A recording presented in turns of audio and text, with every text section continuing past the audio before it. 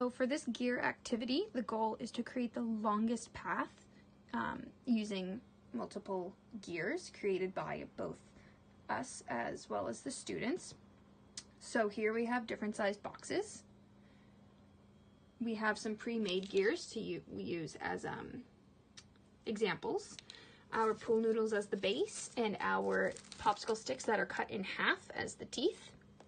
So you can use either a pair of provided scissors or a strong knife.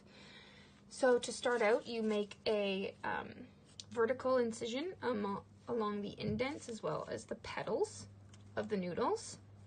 So they create 10 incisions across the sliced pool noodle, like so. So you can put the popsicle sticks in, and then it's reinforced using the hot glue gun. And you want to make those as evenly distributed as possible so the gears flow nicely.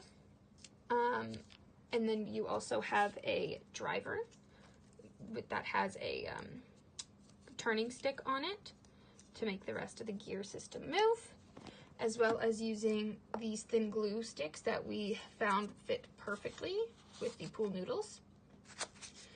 So to start out, as a example, we have used this box here, and we've created one over here, one here, as well as one here to kind of lead as an example.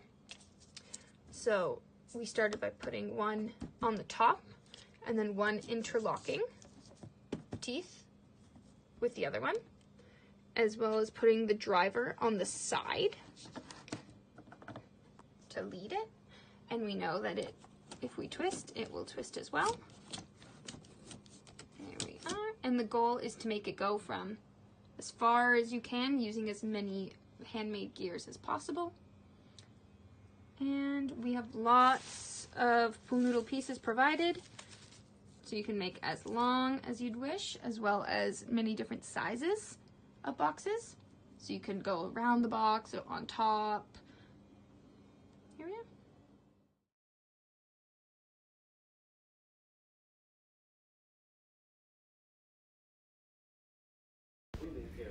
In learning about gears, students will have an opportunity to choose between the different games provided. For example, Fix-It Gear Puzzles is an easy app to introduce students to how gears work.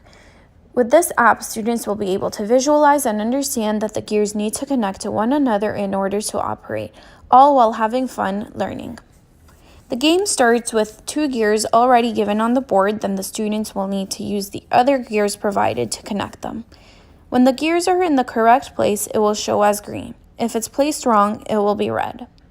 The game increases in difficulty as levels go on. In the different levels, different size gears will be provided, encouraging the students to strategize for the gears to connect and work together.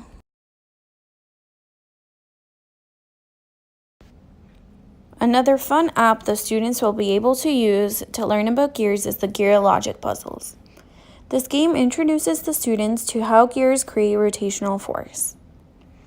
The app provides different light gears where the player needs to drag them on the board in order to connect the green gear to the red gear. Once the gears are connected, they will be able to rotate.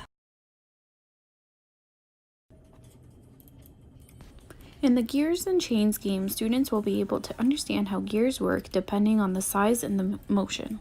In the game, the player can only link gears of the same color and cannot overlap chains with the gears of that color. The game will allow students to be able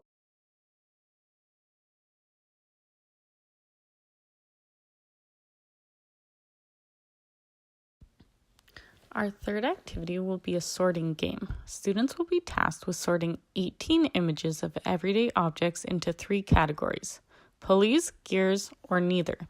They will be sorting the image based on the system they identify within the image.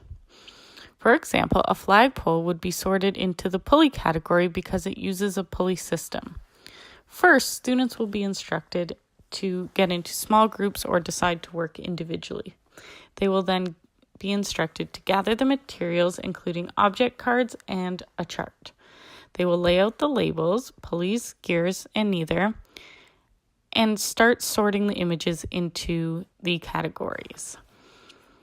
As a group or individually, they will have to describe why each item was placed into its individual category.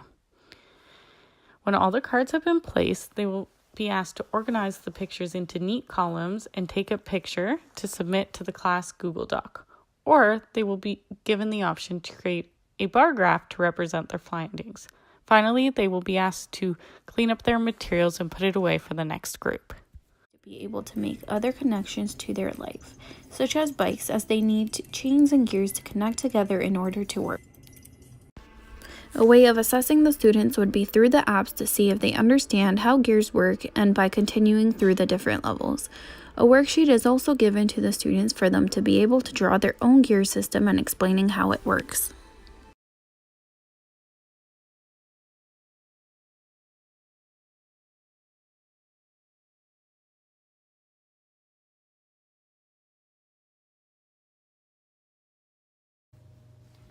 For design a well activity, it is important for students to gather materials like the worksheet and the pencil or ruler.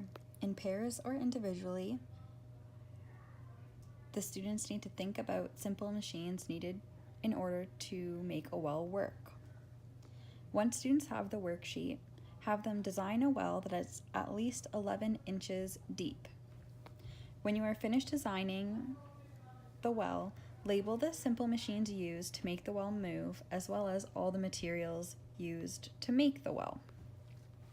When complete, get the classroom iPad and videotape yourself explaining how your well will move and why it is important to have wells, or fill out an engineer's final report. For the build well activity, get students to gather all of the materials. In pairs or individually, design a well using at least one pulley. The well needs to be at least 11 inches deep and hold 15 milliliters of water. Students can now create the well using a paper towel tube, dowels, water bottle lid, construction paper, a tissue box, and popsicle sticks. When the well is finished, get students to test the well to see if it can hold 15 milliliters of water and get them to measure it. When they have done the final tests, the students can get an iPad and videotape them showing off how their pulley works and why it is important to have wells. Upload the video to the class document and clean up all materials.